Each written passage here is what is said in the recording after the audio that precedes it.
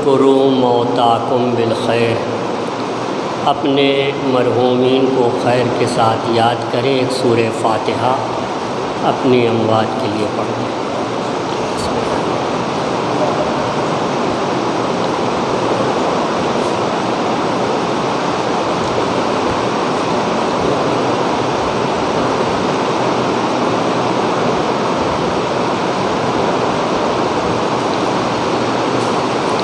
لا حول ولا قوة الا باللہ العلی العظیم، حسبنا اللہ ونعم الوکیل، نعم المولا ونعم النصیر۔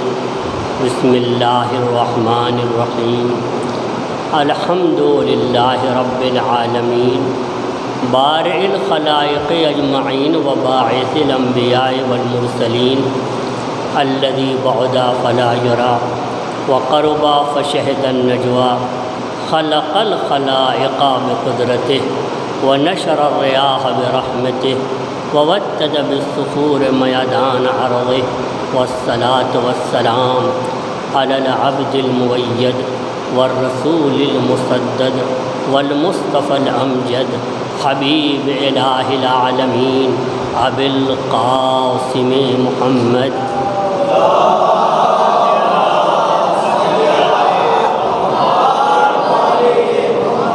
اہل بیتہ الطیبین الطاہرین المعصومین، واللعنۃ الدائمۃ الباقیۃ علی اعدائہم ومنکری فضائلہم وغاصبی حقوقہم وناصبی شیعتہم من الآن الی قیام یوم الدین، اما بعد، فقد قال اللہ تبارک و تعالی، بسم اللہ الرحمن الرحیم، قل ھذہ سبیلی ادعو الی اللہ علی بصیرۃ انا ومن اتبعنی وسبحان اللہ وما انا من المشرکین۔ ایک صلوات پڑھے محمد و آل محمد۔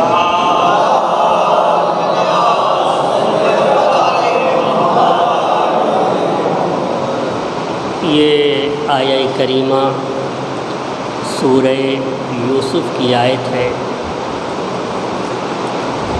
سورہ یوسف کے سلسلے میں امام جعفر صادق علیہ السلام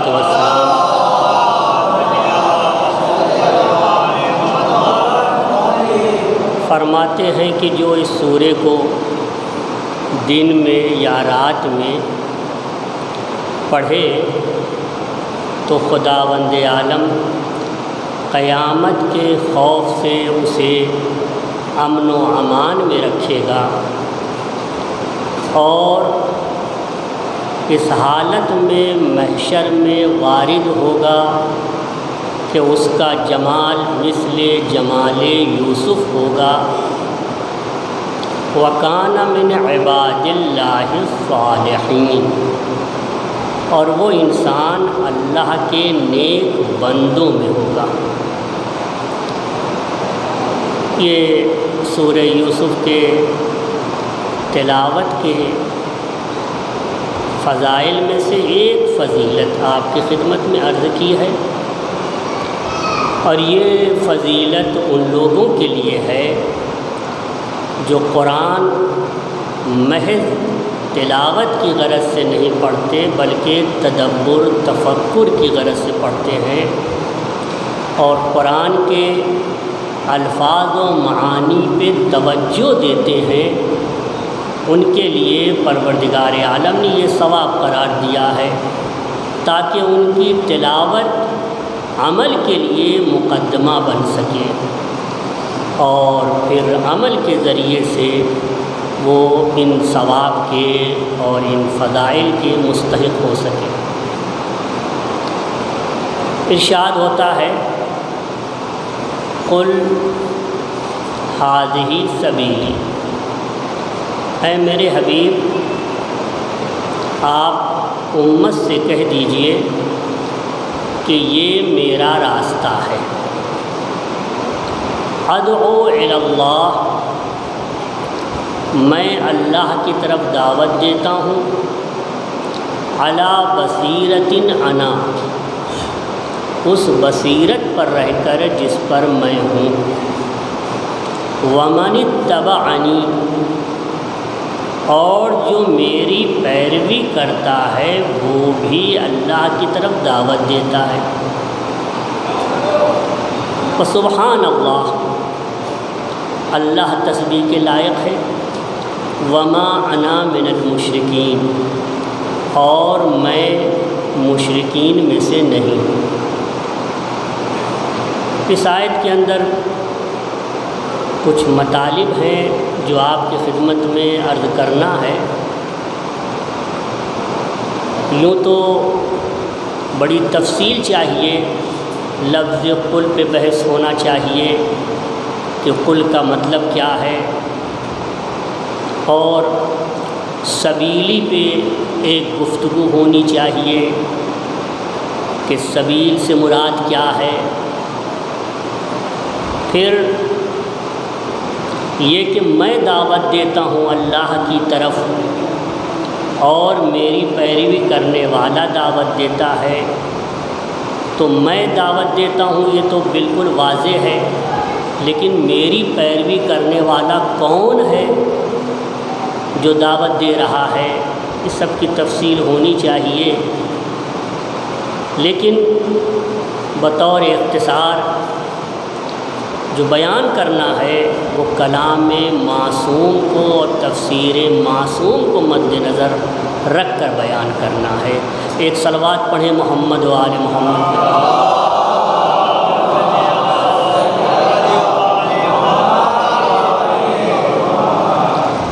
یہ جو ارشاد ہو رہا ہے کہ اے میرے حبیب، آپ امت سے کہہ دیجئے کہ یہ میرا راستہ ہے اور میں اللہ کی طرف دعوت دیتا ہوں، میری پیروی کرنے والا بھی خدا کے اوپر بصیرت رکھتے ہوئے دعوت دیتا ہے۔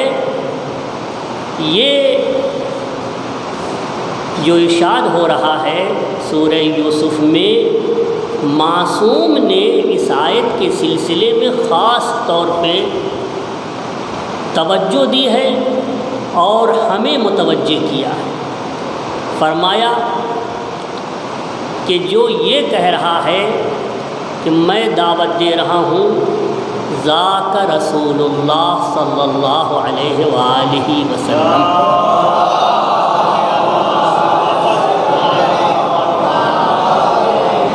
وہ اللہ کا رسول ہے۔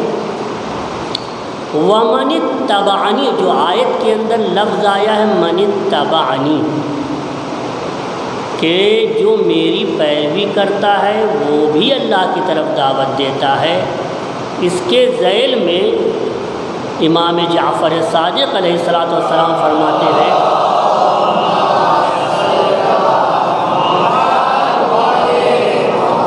کہ اس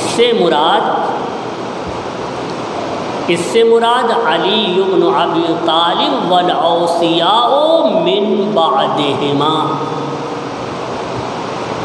اس سے مراد علی ہیں اور اوصیاء ہیں بعد رسول و بعد علی۔ یہ آیت کی باطنی تفسیر ہے، ظاہر میں تو اتباع ہے، لیکن اتباع کرنے والا کون ہے؟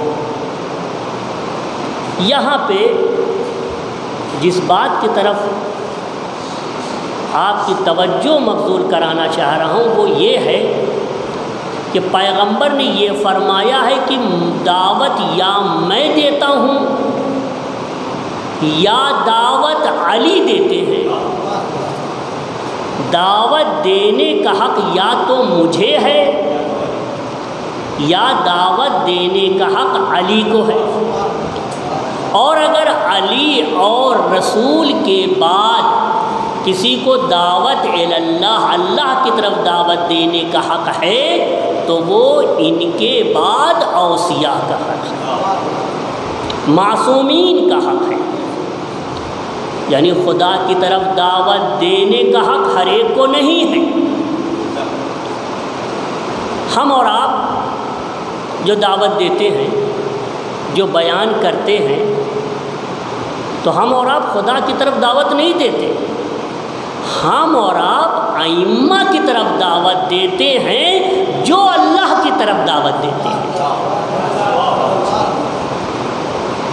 اللہ کی طرف دعوت دینا اذن الہی سے ہونا چاہیے۔ خدا کا اذن ہو تو آپ دعوت دے سکتے ہیں، اور یہ بات کون بتائے گا کہ اللہ کا اذن ہے کہ نہیں ہے؟ آپ پہ اگر وحی نازل ہوتی ہو تو آپ بتا سکتے ہیں، لیکن وحی کا سلسلہ تو ختم ہو گیا ہے۔ لہذا دعوت یا خدا یا رسول کے جانشین دے سکتے ہیں۔ خدا بھی دعوت دیتا ہے، واللہ یدعو الی دار السلام۔ تو اب دعوت الی اللہ کی طرف دعوت دینا اجازت پروردگار کے بغیر ممکن نہیں ہے۔ یہی وجہ ہے کہ جب آپ قرآن کریم کی تلاوت کرتے ہیں اور پیغمبر کے صفات بیان کرتے ہیں کہ پیغمبر داعیاً الی اللہ بإذنہ، کہ اللہ کی طرف دعوت ضرور دیتے ہیں مگر اذن الہی سے دیتے ہیں۔ تو ائمہ طاہرین بھی اللہ کی طرف دعوت دیتے ہیں، اور یہ معمولی بات نہیں ہے۔ اللہ کی طرف دعوت دینا یہ صرف اور صرف معصوم کا کام ہے۔ یہی وجہ ہے کہ امام علی النقی علیہ السلام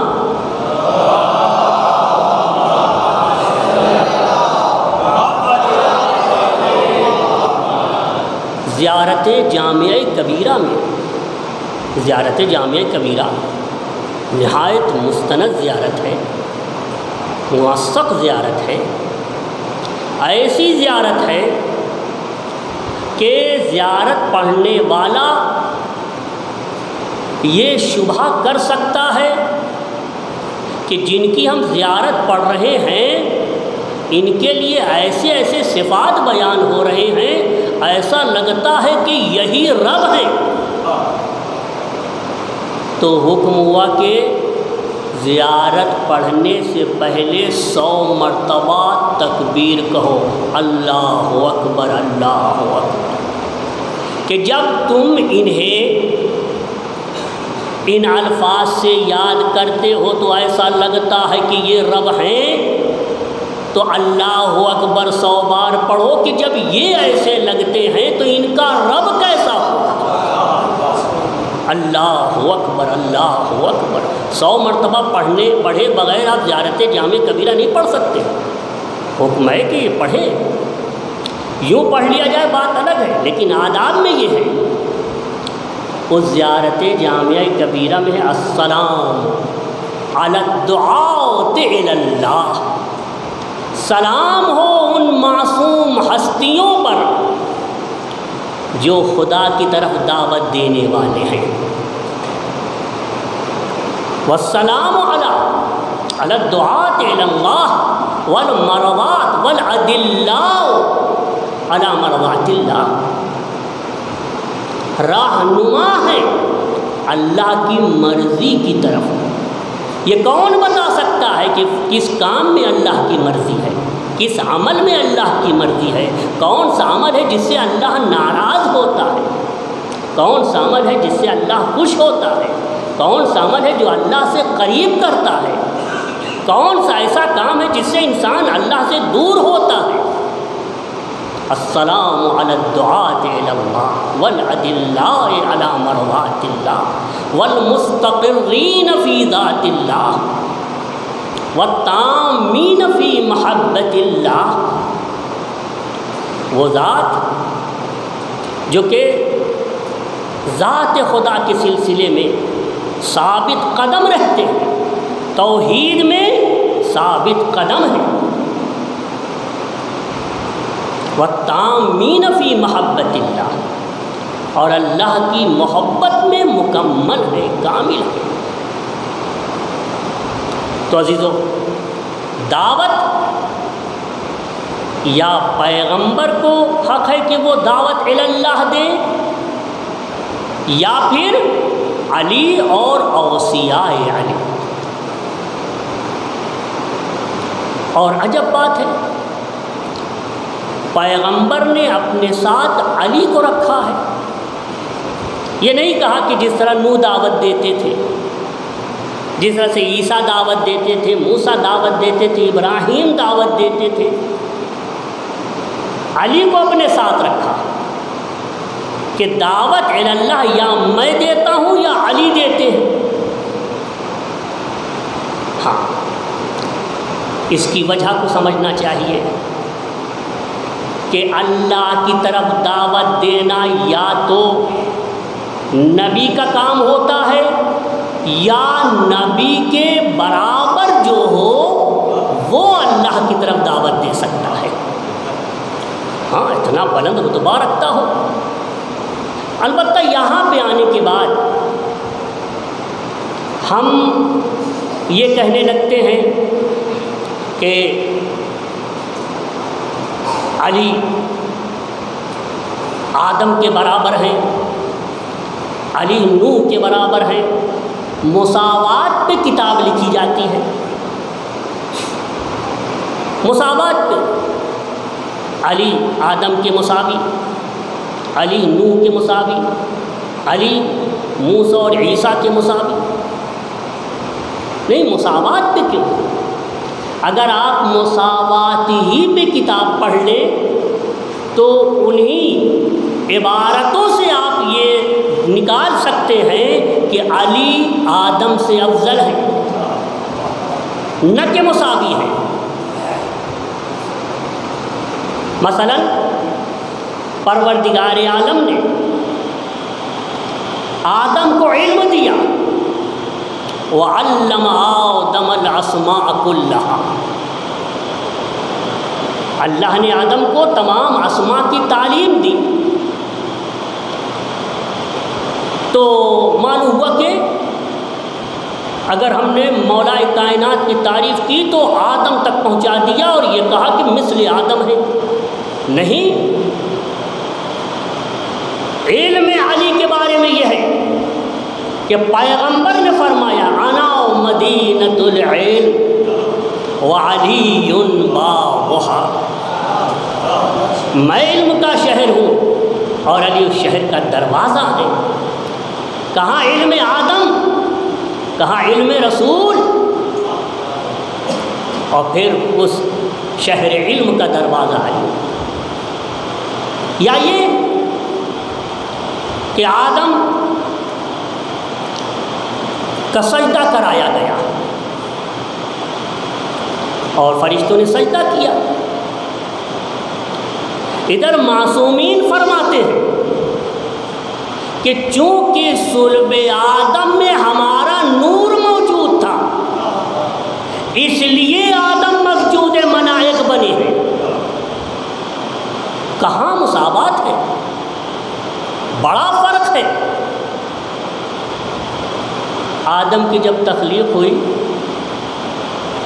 تو جیسے ہی روح ڈالی گئی چھینک آئی تو انہوں نے چھینک میں کہا الحمدللہ۔ کیا علی اسی طرح سے ہے؟ نہیں، جب علی کی ولادت ہوتی ہے تو سیدھے سجدہ معبود میں پیشانی کو رکھ دیتے ہیں اور اس وقت اس حالت فرماتے ہیں الحمدللہ۔ اس وقت حمد الہی کو انجام دیتے ہیں۔ بڑا فرق ہے آدم اور علی میں۔ آدم،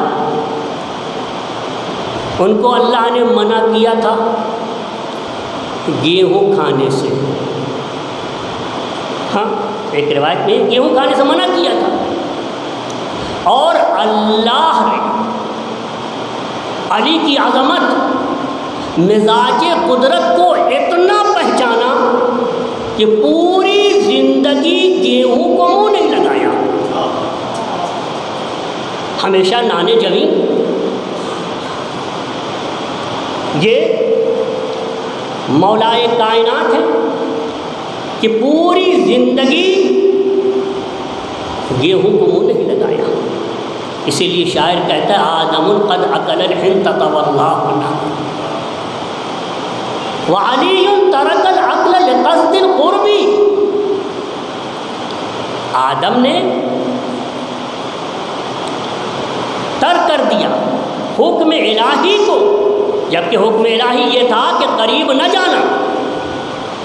واللہ نہا وعلی ترک العقل، اور علی نے پوری زندگی گیہوں نہیں کھایا. کیوں؟ لقصد القرب، اللہ سے قربت حاصل کرنے کے لیے، تقرب خدا حاصل کرنے کے لیے. یہ آدم، کہاں آدم کو ہم علی سے برابر کر سکتے ہیں، علی کے مساوی قرار دے سکتے ہیں؟ آدم یہ پیدا ہوئے اور ان کی تخلیق ہوئی. تخلیق کے بعد اتارے گئے. کہاں اتارے گئے؟ مکہ و طائف کے بیچ میں. یہ آدم کا دنیا میں آنا ہے. لیکن علی دنیا میں کہاں آئے؟ خاص خانہ کعبہ میں، خانہ خدا میں. تو کہاں دونوں مساوی ہیں؟ ایک صلوات پڑھے محمد و آل محمد.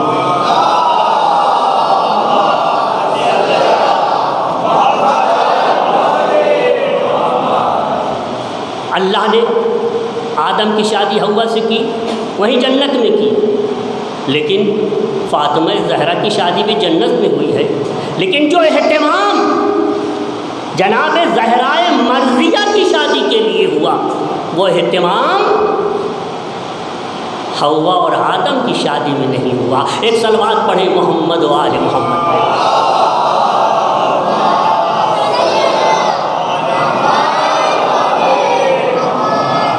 آدم کے لیے یہ نہیں ہے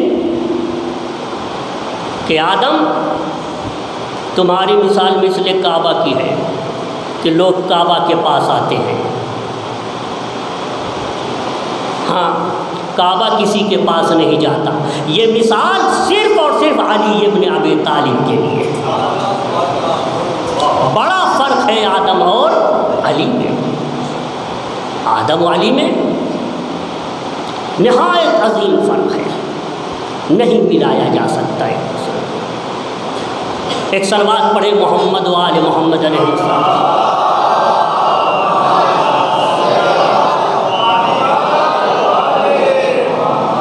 روز قیامت آدم فخر کریں گے شیش پر.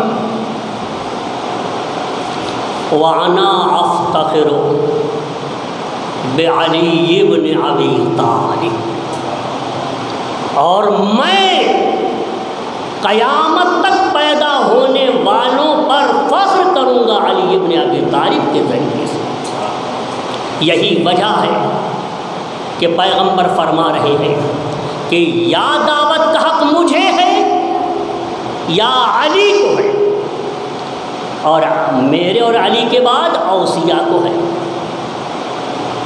کیوں نہ فرمائیں، کیوں نہ یہ کہیں، جب کہ آپ فرماتے ہیں کہ دیکھو اگر حقیقی سکون چاہیے، واقعی راحت چاہیے، تم کو واقعی کامیابی چاہیے، واقعی نجات چاہیے، اگر تم کو خوشی چاہیے، خوشی حقیقی خوشی، واقعی خوشی، اگر تم کو عمر میں برکت چاہیے، نعمتوں میں برکت چاہیے، رزق میں برکت چاہیے، اگر تم کو صحت چاہیے، سلامتی چاہیے، عافیت چاہیے، بخشش پروردگار چاہیے، اللہ کی مرضی چاہیے، اور تم روز قیامت محبت الہی کے سائے میں جنت جانا چاہتے ہو، تو یاد رکھو یہ ساری چیزیں علی من احب علی ابن ابی طالب، ان لوگوں پہ ہے.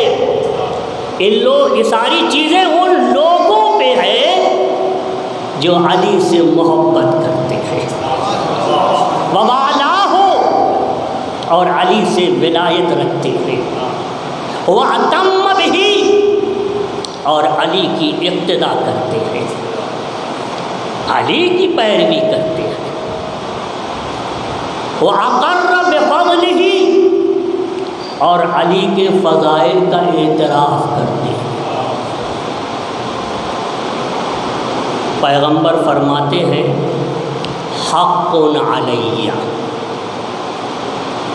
حق ہے مجھ پر فرض ہے، واجب ہے مجھ پہ، ان ادخلہم فی شفاعتی، کہ میں ان لوگوں کو اپنی شفاعت میں داخل کر لوں۔ وحق علی اللہ ان یستجیب لی، اور اللہ پہ یہ فرض ہے اسباب لطف و کرم کہ میری شفاعت کو وہ قبول کرے۔ ہاں عزیزوں، یہ علی ابن ابی طالب، ان کے فضائل انبیاء سے زیادہ ہے، انبیاء سے بڑھ کر ہے۔ انشاءاللہ مجالس میں جو آئندہ مجالس ہوں گی، چونکہ یہ بات عموماً ذکر کی جاتی ہے کہ علی فلاں کے برابر، فلاں کے برابر، اور کبھی اگر فضیلت بھی بیان کی گئی تو چند مخصوص انبیاء کا نام آتا ہے۔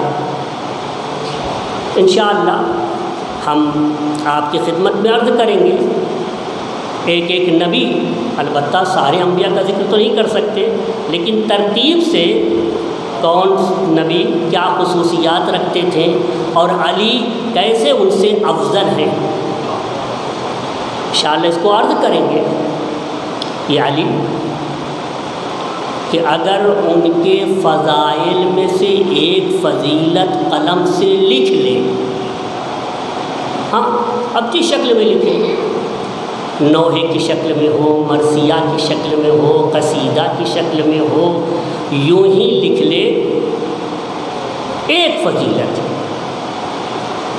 لم تزل الملائکۃ تستغفر لہ ما دام، جب تک ما دامت الکتابت، جب تک تحریر کی نشانی باقی رہے گی تب تک فرشتے اس کے لیے مغفرت کی دعا کرتے رہیں گے۔ علی من نظر الی فضیلۃ من فضائلہ، جو علی کے فضائل میں ایک فضیلت پہ نظر ڈال لے، غفر اللہ لہ الذنوب التي اکتسبها بالنظر، خدا بند عالم اس کے وہ سارے گناہ معاف کر دے گا جو اس نے اپنی نگاہوں سے، اپنی آنکھوں سے کیا ہے۔ ومن سمع فضیلۃ من فضائلہ غفر اللہ لہ الذنوب التي اکتسبها بالسمع، جو علی کے فضائل میں سے ایک فضیلت سن لے، صرف ایک فضیلت سن لے، تو جتنے گناہ اس نے کانوں سے کیے ہیں وہ سارے گناہ معاف کر دیے جائیں گے۔ اور اسی طرح سے ہے جو علی کے فضائل میں سے ایک فضیلت کو بیان کرتے ہیں، مقرن بہا، اس کا اعتراف کرتے ہوئے، دل سے قرار کرتے ہوئے، غفر اللہ لہ الذنوب التی تقدم منہا وتأخر، خدا اس کے گزشتہ گناہوں کو بھی معاف کر دے گا اور آئندہ گناہوں کو بھی معاف کر دے گا۔ سوال یہ پیدا ہوتا ہے کہ اس طرح سے ہے، علی کے فضائل بیان کرنے کا اتنا بڑا فائدہ ہے کہ کانوں کے گناہ معاف ہو جاتے ہیں، نگاہوں کے گناہ معاف ہو جاتے ہیں، ہاتھوں کے گناہ معاف ہو جاتے ہیں، اور جتنے گناہ سب معاف ہو جاتے ہیں، گزشتہ بھی معاف، آئندہ بھی معاف۔ گزشتہ تو سمجھ میں آتا ہے، آئندہ بھی معاف، آئندہ بھی معاف۔ سب سے پہلے تو یہی سمجھ لے کہ کیوں گناہ معاف ہوتے ہیں۔ علی کے فضائل بیان کرنے، لکھنے، دیکھنے، سننے سے گناہ کیوں معاف ہوتے ہیں؟ کیوں؟ صرف اور صرف ایک وجہ ہے، وہ یہ ہے کہ آپ نے علی کو دل سے مانا ہے، بس اس وجہ سے ہے۔ یہ جو روایت میں آیا ہے کہ آپ اذان دینے کے بعد ایک قدم آگے بڑھا کے دعا کریں، دعا کریں، دعا مخصوص بھی ہے، لکھی ہوئی ہے، وہ دعا پڑھیں تو آپ کو ثواب اتنا ملے گا گویا آپ راہ خدا میں جہاد کر رہے ہیں اور جہاد کرتے کرتے شہید ہو گئے اور اپنے خون میں تڑپ رہے ہیں۔ یہ بس ایک قدم آگے بڑھا لیا، اتنا ثواب صرف اس وجہ سے کہ آپ نے مولا کی بات مانی ہے، بس اتنی وجہ سے۔ دوسروں نے نہیں مانی ہے، اس لیے ان کو کچھ نہیں ملنے والا ہے۔ سجدے پہ سجدہ کریں، عبادتوں پہ عبادت بجا لے آئیں، جتنے چاہیں اعمال کریں، ان کے اعمال سراب ہیں، سراب ہے، یعنی ریت کا ٹیلا ہے۔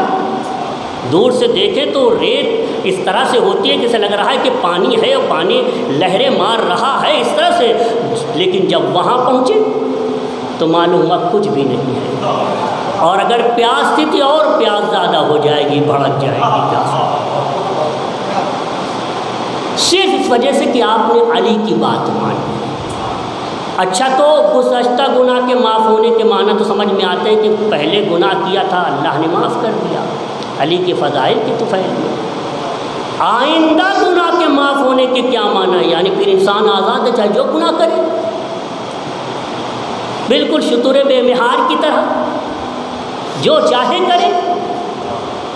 نہیں، آئندہ بھی اسی طرح سے آپ کو اپنے اعمال کا خیال رکھنا ہے، اعمال صحیح انجام دینا ہے۔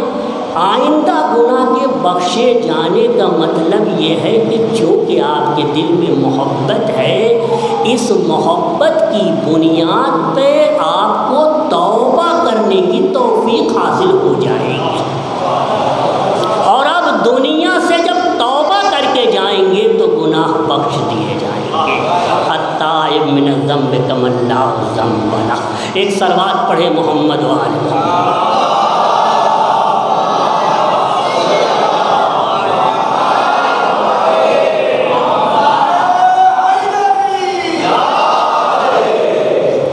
یہاں پہ ایک بات کہتے چلوں، علی کے فضائل کا جب اتنا ثواب ہے، ہمارے علماء، ذاکرین، خطباء، واعظین اور مرثیہ خاں، قصیدہ خاں، صاحب بیاض نوحہ خاں، یہ سب فضائل ہی تو لکھتے ہیں، وہ مصائب بھی جو ہوتے ہیں ان کی عظمتوں کو بتاتے ہیں، ان کی عظمتوں کی طرف نشاندہی کرتے ہیں۔ تو پھر یہ سب بیان کرنے سے انسان کے گزشتہ معاف ہوتے ہیں، اور آئندہ کے بارے میں بتا دیا کیسے معاف ہوتے ہیں۔ لیکن حدیث میں تو یہ ہے کہ من جو بھی بیان کرے، جو بھی فضائل سنے، جو بھی فضائل لکھے، جو بھی فضائل دیکھے، اس کے گزشتہ اور آئندہ معاف کر دیے جائیں گے۔ تو بہت دور تو نہ جائیں، اسی دور میں دیکھ لیں، بعد میں جب دشمن آپس میں لڑتے تھے تو علی کے فضائل کو معیار بناتے تھے، علی کے فضائل کو معیار بناتے تھے۔ کوئی چیز آ گئی بہت اچھی لگی، ہر ایک کی نظر ہے کہ یہ مجھے مل جائے، ہر ایک کے منہ میں پانی ہے کہ یہ مجھے مل جائے، بادشاہ بھی وہی چاہ رہا ہے، وزیر بھی وہی چاہ رہا ہے، اور اس کے مقربین بھی اسی کو چاہ رہے ہیں، اور ہر ایک چاہ رہا ہے یہ مجھے مل جائے۔ تو معیار یہ ہوتا تھا کہ جو علی کے فضائل میں بہترین شعر کہہ دے وہ اسے لے لے،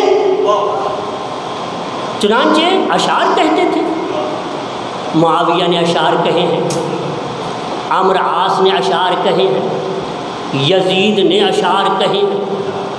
عمرو عاص کے اشعار دیکھیے، مشہور ہے، بِآلِ مُحَمَّدٍ عُرِفَ الصَّوَابُ وَفِي أَبْيَاتِهِمْ نَزَلَ الْكِتَابُ عَلِيٌّ دُرٌّ وَالذَّهَبُ الْمُصَفَّى وَبَاقِي النَّاسِ كُلِّهِمِ التُّرَابُ۔ آل محمد کے ذریعے حق پہچانا گیا، بِآلِ مُحَمَّدٍ عُرِفَ الصَّوَابُ وفی ابیاتہم نزل الکتاب، آل محمد کے گھر میں قرآن نازل ہوا۔ ہم حجج الالہ علی البرایا، اگر اللہ کی واقعی حجت کوئی ہے کائنات میں تو وہ ہے آل محمد، وہ ہے اللہ کی حجت علی البرایا، ایک ایک ذرے پر، ایک ایک مخلوق پر، چاہے دکھائی دے چاہے دکھائی نہ دے۔ ایسے ایسے اشعار،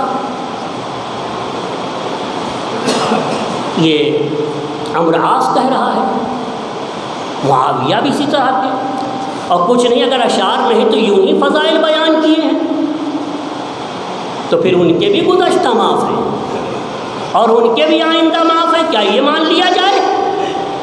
تو یہ سننا چاہتے ہیں کہ ان کا کیا ہوگا۔ ایک صلوات پڑھے محمد و آلہ۔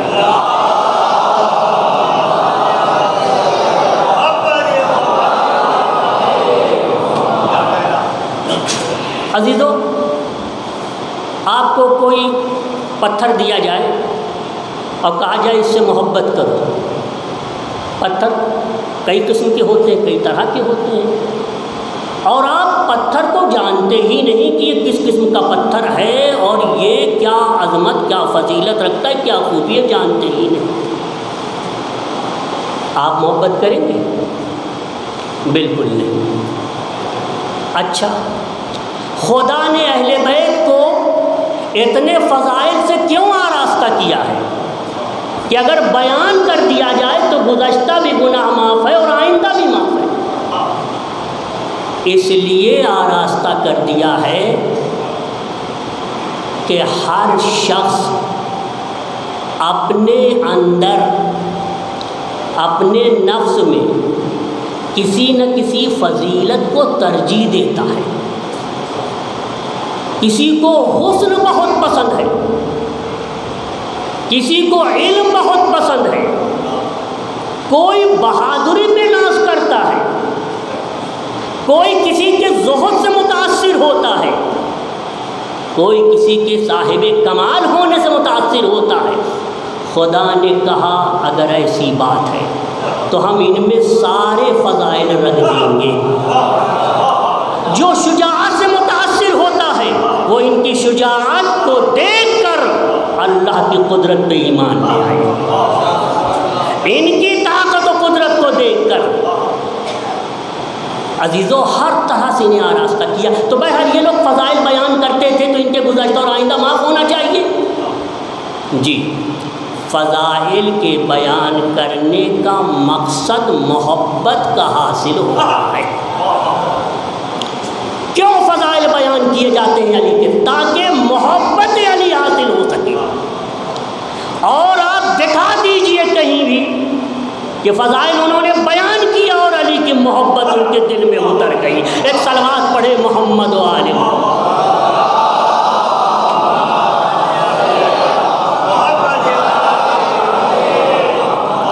ہاں عزیزو، یہ ذوات مقدسہ سرکار دو عالم کے بعد تمام انبیاء سے افضل ہیں۔ فرماتے ہیں ہماری حقیقتوں کو انبیاء کی حقیقتوں سے برابری نہ کرنا، نہیں سمجھ سکتے ہماری حقیقت کیا ہے۔ نحن اسرار اللہ، ہم اللہ کے راز ہیں۔ راز اگر کھل جائے تو راز نہیں رہتا۔ نحن اسرار اللہ المودعۃ فی حیات للانسان، جو بشریت کے پیکر میں امانت کے طور پر رکھے گئے ہیں۔ یہ تو احسان مانو ہمارا کہ ہم نے تمہاری ترقی کے لیے، تمہاری ہدایت کے لیے، تم کو ظلمت سے نور کی طرف لانے کے لیے، تمہیں جنت تک پہنچانے کے لیے ہم نے تمہارا لباس اپنا لیا اور ہم تم جیسے نظر آنے لگے۔ ایک صلوات پڑھے محمد و آل محمد۔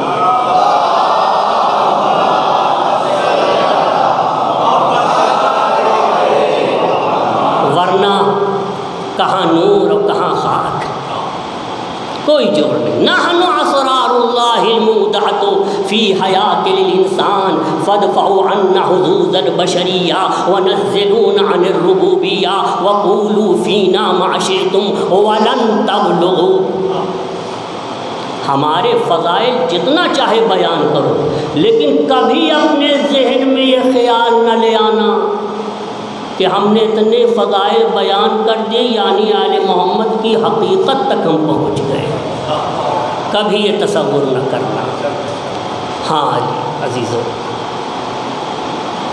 یہ اللہ کے سربستہ راز پیکر بشریت میں ہے، اور اگر ان کا کوئی مثل ہے تو وہ ہے پیغمبر رسول خدا، اور انبیاء یقیناً آل محمد کے برابر نہیں ہیں۔ عزیزو، کسی نبی کے بارے میں آپ بتا دیجئے، آدم سے لے کر عیسیٰ تک، یا کہیں سنا ہو تو بتا دیجئے، پڑھا ہو تو بتا دیجئے، اور بتا دیں گے تو اسی منبر سے آپ کا نام لے کے بیان کر دیں گے، چونکہ علم میں اضافہ ہوگا، اور یقیناً کوئی حرج نہیں ہے علم کے لیے۔ تو اللہ نے فرمایا ہے کہ تلک الرسل فضلنا بعضهم علی بعض، اللہ نے بعض کو بعض پہ فضیلت دی ہے۔ ہو سکتا کوئی جانکار ہو تو بتائے، کوئی نبی یا نبی کا کوئی وصی سرکار دو عالم کے علاوہ جب وہ گھر سے نکلا ہو اور گلی میں چل رہا ہو یا بازاروں میں جا رہا ہو یا کھیت میں ہو یا میدان جنگ میں ہو، اور اس کے لیے یہ الفاظ ہوں جو روایت میں آپ کی خدمت میں عرض کر رہا ہوں، اور جو علی بن ابی طالب کے سلسلے میں ہے، ایک صلوات پڑھے تو عرض کرو۔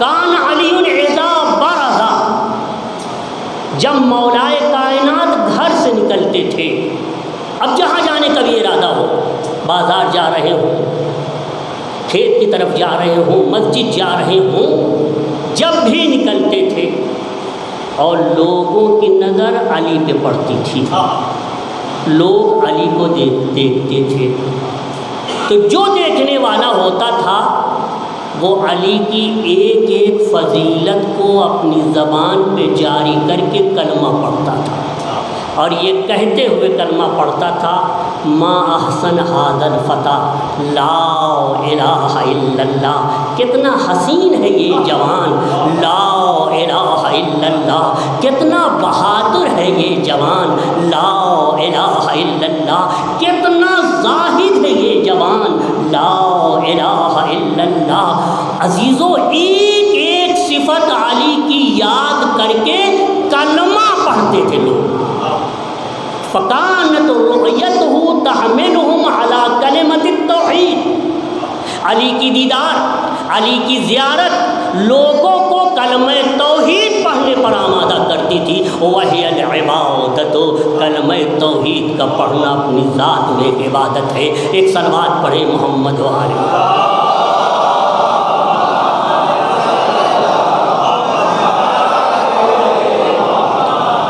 ہاں عزیزو،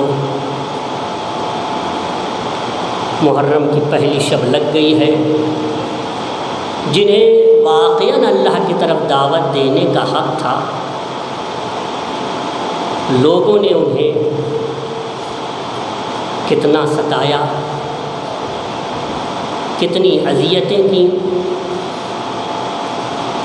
نوبت یہ آ گئی کہ حسین اپنے وطن میں رہ کر بھی آوارہ وطن نظر آ رہے ہیں۔ عزیزو، نانا کے شہر میں امت نے رہنے نہیں دیا، اپنا شہر چھوڑ رہے ہیں۔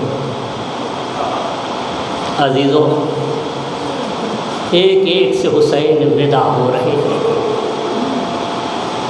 حسین ودا ہوتے ہیں، کبھی اپنے نانا کی قبر پہ آتے ہیں، یا جدہ اے نانا انا الحسین فرقک وابن فرقک، میں حسین ہوں، آپ کا بیٹا حسین۔ نانا، میں ہمیشہ آپ کی آغوش میں سر رکھتا تھا، آج میں آپ کی قبر پہ سر رکھے ہوئے ہوں، اور آپ کی آغوش میں سر رکھ کے میں سو جاتا تھا، آج حسین قبر رسول پہ سر رکھے ہوئے ہیں اور بیان کر رہے ہیں مسائب کو، اور اس میں نیند آ جاتی ہے، آنکھ لگ جاتی ہے، سو جاتے ہیں۔ اور ایک مرتبہ خواب میں اپنے نانا کو دیکھتے ہیں، نانا ہی نہیں اپنے بابا کو بھی دیکھتے ہیں، اپنی مادر گرامی اپنے بھائی کو بھی دیکھتے ہیں، اور ایک مرتبہ نانا سے عرض کرتے ہیں، نانا امت نے ہم کو بہت ستایا ہے، مدینہ اب ہمارے لیے رہنے کی جگہ نہیں ہے، مجھے نکال رہے ہیں۔ ہاں عزادارو، ایک مرتبہ فرماتے ہیں، ادخلنی فی قبرک معک، مجھے بھی اپنی قبر میں اپنے ساتھ لے لیجئے، میں آپ کے پاس آنا چاہتا ہوں، واپس جانا نہیں چاہتا۔ ایک مرتبہ آواز آتی ہے،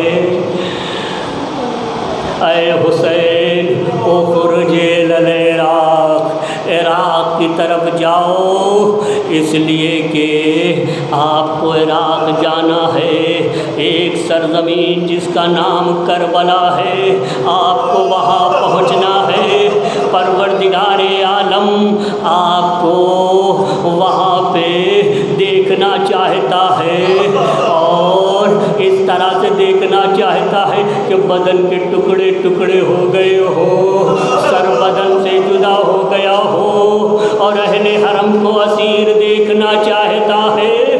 اے میرے بیٹے جاؤ، فَإِنَّ لَكَ دَرَجَةً لَن تَنَالَهَا إِلَّا بِالشَّهَادَةِ، ایک درجہ اللہ نے ایسا رکھا ہے آپ کے لیے جو شہادت کے بغیر نہیں مل سکتا۔ ہاں عزادارو، پھر آپ بلند ہوئے، آئے اپنی مادر گرامی کے پاس، یا اماں، اے میری مادر گرامی، اب آپ کی قبر پہ حاضری دینے والا جا رہا ہے۔ ماں سے رخصت ہوئے، بھائی سے رخصت ہوئے، بھائی آپ کے جگر کے 72 ٹکڑے تشت میں گرے تھے، بھائی اب میرے ساتھ یہ اہل حرم جا رہے ہیں، میرے بدن کے ٹکڑے ٹکڑے کیے جائیں گے، اور نو کے نیزہ پہ میرے سر کو بلند کیا جائے گا۔ ہاں بھائی، ایک مرتبہ آپ نے کہا تھا، لا یوم کا یوم کا یا ابا عبداللہ، آپ نے کہا تھا اے حسین، جو دن تم پر آنے والا ہے وہ دن کسی پہ نہیں آیا اور نہ آئے گا۔ ہاں عزادارو، رخصت ہوئے اور خاص لوگوں سے بھی رخصت ہوئے، محمد حنفیہ سے رخصت ہوئے، عزیزو اس طرح سے سب سے رخصت ہوئے، اہل مدینہ سے رخصت ہوئے، لیکن انہی رخصت ہونے والوں میں اور ایک آپ کی بیٹی تھی فاطمہ صغریٰ۔ ہاں عزادارو،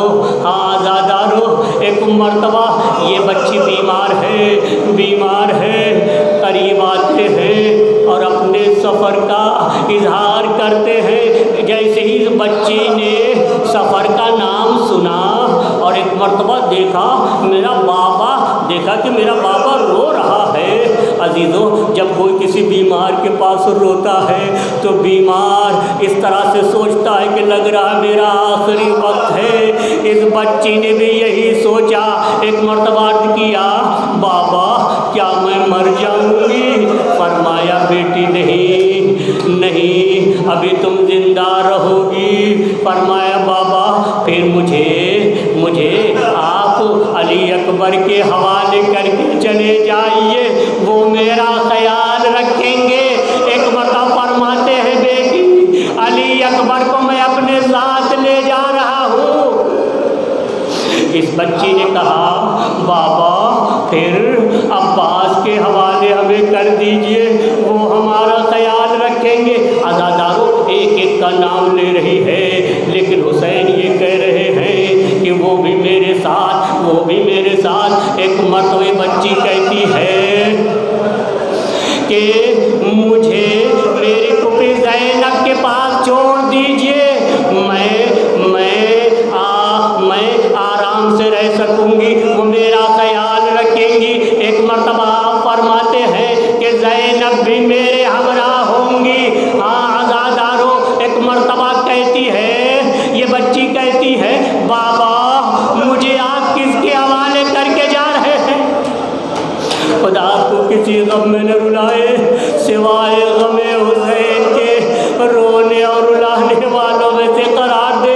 ایک مرتبہ فرماتے ہیں کہ نانی ام سلمہ تمہارا خیال رکھیں گی، اور وہاں اگر کوفیوں نے میرے ساتھ نیکی کی، ان سے اچھا برتاؤ دیکھا تو میں علی اکبر کو بھیج کر تمہیں بلا لوں گا۔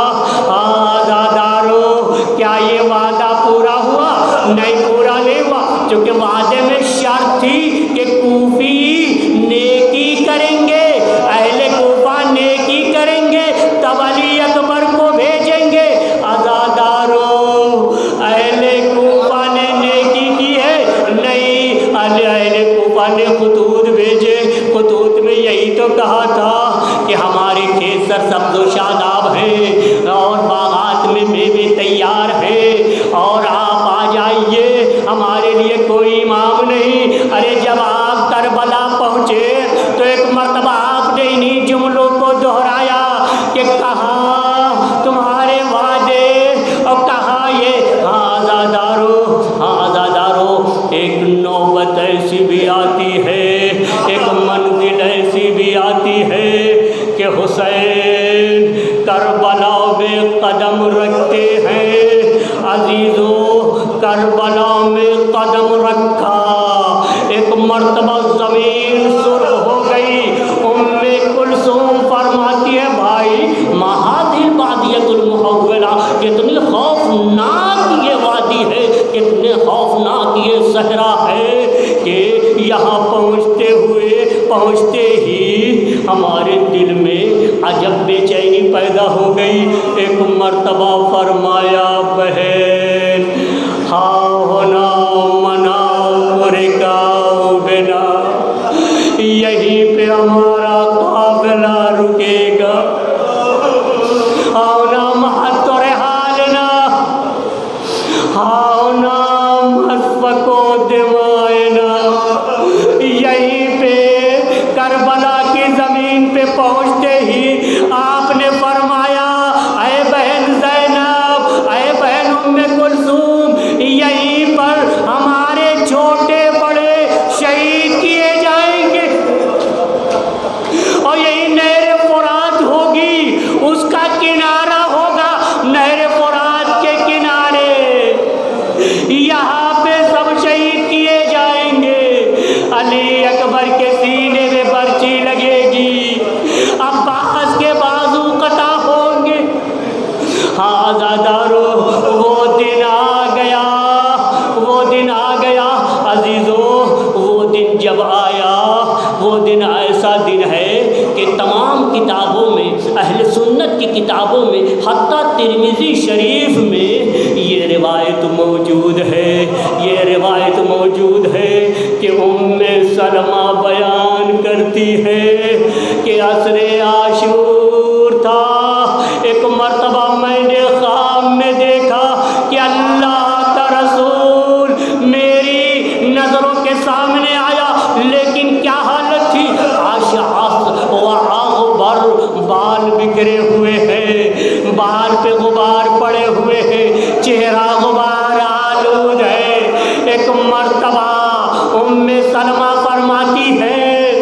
اے میرے آقا یہ آپ کی کیا حالت ہے؟ آپ فرماتے ہیں میں ابھی ابھی کربلا سے آ رہا ہوں، وَبِيَدِهِ قَارُورَةٌ فِيهَا دَمٌ، ہاتھ میں ایک شیشی تھی جس میں خون تازہ جوش مار رہا تھا۔ آزادارو وہ دن عاشور کا دن عصر عاشور تھا کہ دنیا میں جہاں بھی پتھر اٹھایا جاتا تھا پتھر کے نیچے خون تازہ نظر آتا تھا، آسمان سے خون کی بارش ہوئی۔ ارے جو بھی سمندر تھے سمندر کی موجوں نے اپنے تلاطم سے اس سوگے عزائے حسین کو منایا۔ آزادارو ہر شے نے حسین مظلوم کا غم منایا۔ ستارے ٹوٹ ٹوٹ کر گرنے لگے، چاند میں سورج میں گہن لگ گیا، زمین و آسمان تاریک ہو گئے، اور آواز آ رہی تھی قتل الامام ابن الامام اخ الامام۔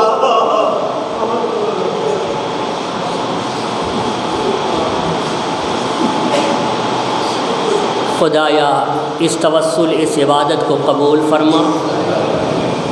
معبود تو عالم الغیب و شہادہ ہے، ہر دل کی خبر رکھتا ہے، تجھے معلوم ہے کہ کون کس پریشانی میں مبتلا ہے، کس کے دل میں کیا حاجت ہے۔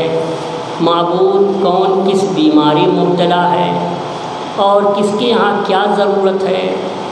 یہ مجلس عزائے حسین گنبد حسینیہ کا حکم رکھتی ہے۔ جیسے زیر گنبد حسین دعا رد نہیں ہوتی، جس جگہ حسین مظلوم کی مجلس ہوتی ہے وہاں بھی دعا رد نہیں ہوتی۔ پروردگارا یہاں سے کسی کو محروم واپس نہ فرما، ہر ایک کے دامن کو بھر دے، ہر ایک کی پریشانی کو دور فرما، جو مقروض ہیں ان کے قرضوں کو ادا فرما۔ معبود جو بے اولاد ہونے صاحب اولاد فرما۔ معبود ہماری اولاد کو نیک بننے کی توفیق عنایت فرما، آخرت میں ہماری بخشش کا ذریعہ قرار دے۔ پروردگارا وقت کے امام کو ہم سے راضی فرما، حضرت کا ظہور ہم سب کے حق میں عافیت قرار دے۔ اللہم صل